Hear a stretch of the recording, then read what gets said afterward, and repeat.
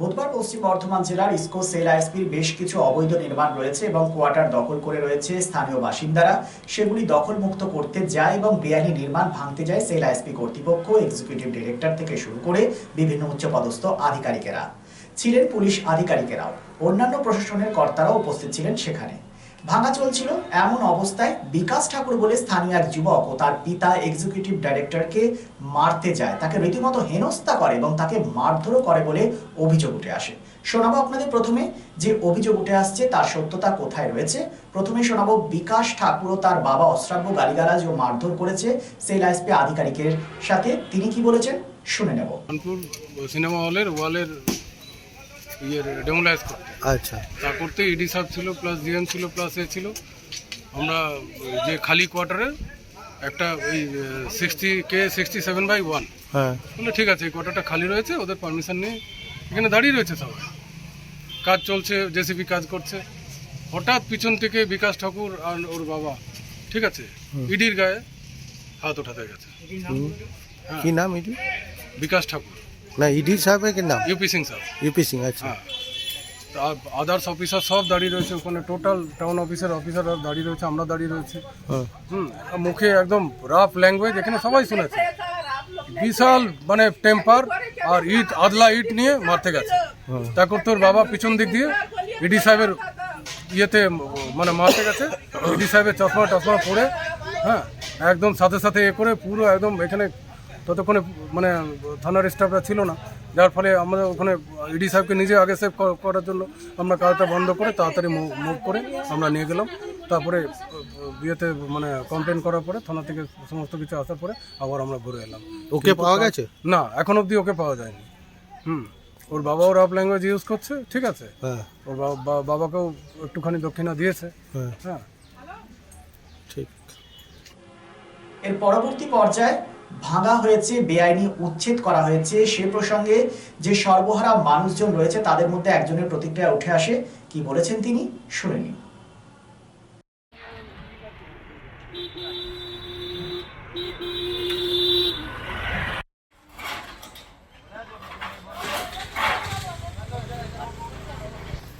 Hello,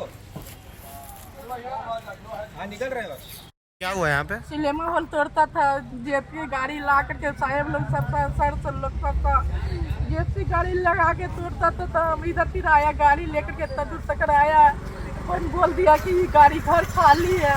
हमने नहीं, मेरा लड़का के सामान वाला मेरा लड़का रहता है, हमारा लड़का रहता है कारखाना किया, आने दीजिए, हम खाली होना है, हम कल तक खाली कर देंगे सर, आज रहने दीजिए, हाथ जोड़े सर, हमारा सामान बहुत बर्बाद हो जाएगा सर। बोला नहीं नहीं नहीं नहीं, हाथ लगाओ, ये देख लो घर में ढुक करके। बोला नहीं है कुछ, अब बहुत सामान है हमारा बर्बाद होने वाला, कर दिया है बर्बाद करके, दीवार उतार करके गाड़ी लगा के टांग दिया है, गड़बड़ी खाली गाड़ी निकाल दिया, एगो कूलर उलर निकाल दिया, उसका बाद सब सामान हमारा उसी में चबा गया है। ये बहुत सामान है बर्बाद करके रख दिया, उसमें मारा पीटी लगा दिया है।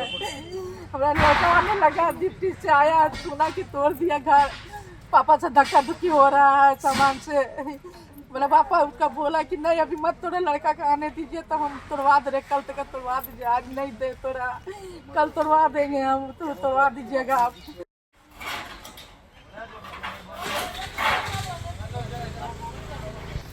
हेलो, हाँ निकल रहे हैं बस। সামগ্রিকভাবে আমাদের প্রতিনিধি কথা বলেন এ প্রসঙ্গে ৭৮ নম্বর ওয়ার্ডের কাউন্সিলর অশোক রুদ্রের সাথে, কি বলেছেন তিনি শুনে নিন। আজকে ইসকো হঠাৎ করে এসে বাড়িগুলো ভাঙচুর করেছে। ওখানের এলাকাদের মানুষের অভিযোগ রয়েছে কোনো নোটিশ নেই, কিচ্ছু নেই, কিন্তু ইসকো কর্তৃপক্ষ বলছে কি আমরা নোটিশ আগে করেছিলাম। এই বিষয় নিয়ে কী বলবো? দেখুন, ইসকো আমাদের অনেক দিন আগেই, আমি যেহেতু স্থানীয় পৌরপিতা, আমাদেরকে ইসকো জানিয়েছিল, তারা যেমন নোটিশও দিয়েছে, আমাদেরকে জানিয়েছিল যে এখানে অনেক কোয়ার্টার বেদখল হয়ে আছে, তো এগুলো নিয়ে আপনাদের সহযোগিতা চাই। তো আমাদের বক্তব্য ছিল ইসকোর একটা অংশের সহযোগিতায় এই বেদখলগুলো হয়ে আছে, তো ইসকোকেই দায়িত্ব নিয়ে এগুলোকে সরাতে হবে। এখানে আমাদের কোনো বক্তব্যও নেই, এখানে আমাদের কোনো ভূমিকাও নেই। কিন্তু আজকে যে দুর্ভাগ্যজনক ঘটনাটা ঘটে গেল, যে বিজেপির লোকেদের হাতে যারা ওখানে কোয়ার্টার দখল করে আছে, তার কাছে একজন ইডি পদমর্যাদার অফিসার আজকে মার খেয়ে গেলেন।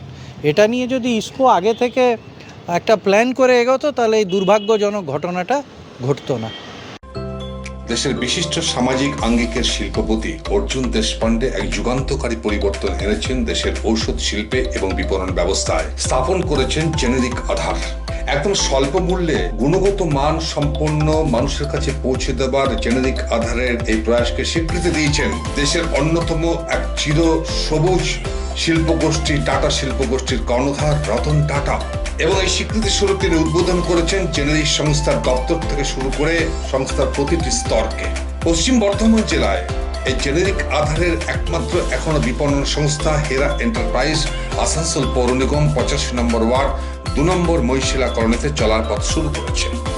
আপনার পাশে সর্বদা প্রস্তুত উষ্ণতার পরশ নিয়ে হেরা এন্টারপ্রাইজ। এখানে পাবেন 40 থেকে 80% ডিসকাউন্টে সমস্ত জেনেরিক আধারের ঔষধ।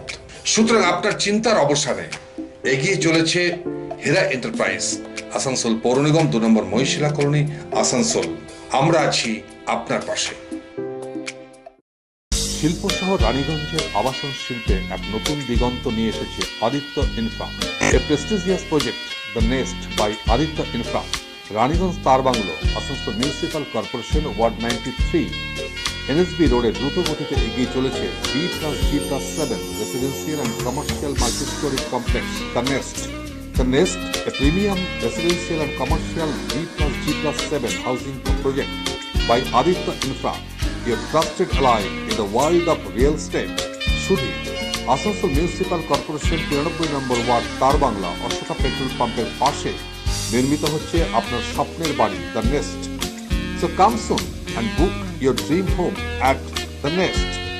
Our site office for booking the Nest, তার bungalow, near Ashoka Petrol Pump, NSB Road, Raniganj. Mobile number 9348866332, 9434065782, 99326 79801 and 94341 33742.